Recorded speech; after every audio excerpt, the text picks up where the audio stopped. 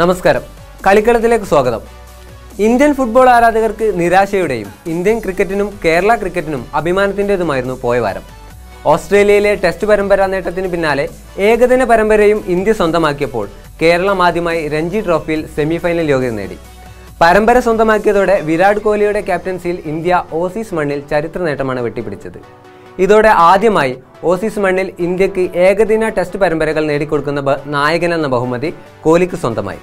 Indian ക്രിക്കറ്റിന്റെ സുവർണ തലമുറയ്ക്ക് സാധിക്കാതെ പോയതാണ് കോഹ്ലിയും സംഘവും നേടിയെടുത്തത്. പരമ്പര വിജയം തീരുമാനിക്കുന്ന മൂന്നാം ഏകദിനത്തിൽ 7 വിക്കറ്റിനാണ് ഇന്ത്യൻ ജയം. ഇതോടെ 3 മത്സര പരമ്പര 2-1 ഇന്ത്യ സ്വന്തമാക്കി.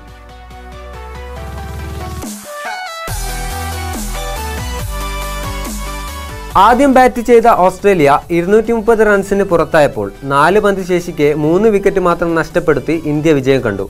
പുറത്താവാതെ 87 റൺസ് എടുത്ത MS ധോണിയുടെയും 61 റൺസ് എടുത്ത കേദാർ ജാദവിൻ്റെയും ബാറ്റിംഗാണ് ഇന്ത്യയെ വിജയ തീരത്തെത്തിച്ചത്.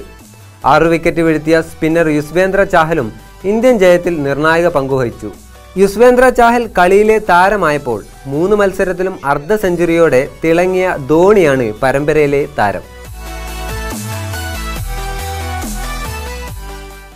രഞ്ജി ട്രോഫിയിൽ കേരളത്തിന്റെ ചരിത്ര നേട്ടമാണ് പോയ വാരത്തിലെ മറ്റൊരു പ്രധാന സംഭവം.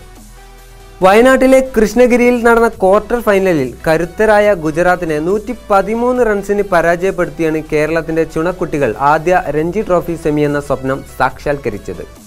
ബാറ്റ് കൊണ്ടും പന്തുകൊണ്ടും ഒരുപോലെ തിളങ്ങിയ ബേസിൽ തമ്പിയാണ് കേരളത്തിന്റെ വിജയശില്പി.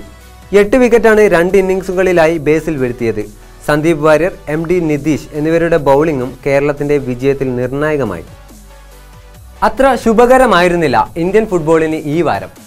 AFC ഏഷ്യൻ കപ്പിൽ പ്രതീക്ഷകൾ ഏറെ ഉണ്ടായിരുന്നെങ്കിലും ഇന്ത്യക്ക് പ്രീ ക്വാർട്ടറിലേക്ക് മുന്നേറാനായില്ല. നിർണായക മത്സരത്തിൽ ബഹ്റൈനോട് ഏകപക്ഷീയമായ ഒരു ഗോളിന് തോൽവി വഴങ്ങിയതാണ് ഇന്ത്യക്ക് തിരിച്ചടിയായത്.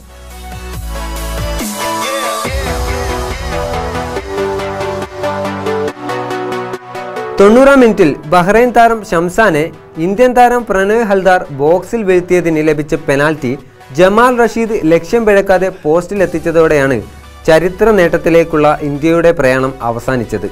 ഇന്ത്യയുടെ തോൽവിക്ക് പിന്നാലെ പരിശീലക സ്ഥാനത്ത് നിന്ന് സ്റ്റീഫൻ കോൺസ്റ്റന്റൈൻ രാജിവെച്ചു. ഇന്ത്യയെ ഫിഫ റാങ്കിങ്ങിൽ 107-ാം സ്ഥാനത്ത് നിന്ന് 97-ാം സ്ഥാനത്തേക്ക് എത്തിച്ച ശേഷമാണ് കോൺസ്റ്റന്റൈൻ്റെ പടിയിറക്കം. തൊട്ടടുത്ത ദിവസം പ്രതിരോധത്തിലെ മലയാളി സാന്നിധ്യം അനസ് എടത്തൊടികയും ആരാധകരെ ഞെട്ടിച്ച് വിരമിക്കൽ പ്രഖ്യാപിച്ചു. ബഹ്റൈനെതിരെ 4-ാം മിനിറ്റിൽ പരിക്കേറ്റ് കളം വിടേണ്ടി വന്ന അനസ് യുവതാരങ്ങൾക്ക് അവസരമൊരുക്കുന്നതിനാണ് ഇത്തരമൊരു തീരുമാനമെടുത്തതെന്ന് വിടവാങ്ങൽ കുറിപ്പിൽ പ്രതികരിച്ചു. നിരാശകൾക്കിടയിലും പുതിയൊരു റെക്കോർഡ് സ്വന്തമാക്കിയാണ് ഇന്ത്യൻ ക്യാപ്റ്റൻ സുനിൽ ഛേത്രി ബൂട്ടഴിച്ചത്. ഇന്ത്യക്കായി കൂടുതൽ മത്സരങ്ങൾ കളിച്ച താരമെന്ന ബഹുമതിയിൽ മുൻ നായകൻ ബൈജിംഗ് ഭൂട്ടിയയുടെ റെക്കോർഡിനൊപ്പം എത്താൻ ഛേത്രിക്കായി. ഇരുവരും 107 മത്സരങ്ങളാണ് ഇന്ത്യക്ക് വേണ്ടി കളിച്ചത്. ഇന്ത്യൻ ക്രിക്കറ്റിന് നാണക്കേട് സൃഷ്ടിച്ച KL രാഹുലിൻ്റെയും ഹർദിക് പാണ്ഡ്യയുടെയും വിവാദ പരാമർശങ്ങൾ ചൂടുപിടിച്ചതും ഈ ആഴ്ചയിലാണ്. കോഫി വിത്ത് കരൺ എന്ന ടെലിവിഷൻ പരിപാടിയിൽ സ്ത്രീവിരുദ്ധ പരാമർശം നടത്തിയ ഇരുവർക്കും വിലക്ക് ഏർപ്പെടുത്തിയ BCCI ഓസ്ട്രേലിയൻ പര്യടനത്തിനുള്ള ഇന്ത്യൻ സംഘത്തിൽ നിന്ന് ഇവരെ നാട്ടിലേക്ക് മടക്കി അയക്കുകയും ചെയ്തു. വരാനിരിക്കുന്ന ന്യൂസിലൻഡ് പര്യടനത്തിൽ ഇവരെ ഒഴിവാക്കിയിട്ടുണ്ട്. ക്ലബ്ബ് ഫുട്ബോളിലേക്ക് വരുമ്പോൾ ക്രിസ്ത്യാനോ റൊണാൾഡോയുടെ ആരാധകർക്ക് ആഘോഷിക്കാനുള്ള വകയും പോയ വാരത്തിൽ ലഭിച്ചു.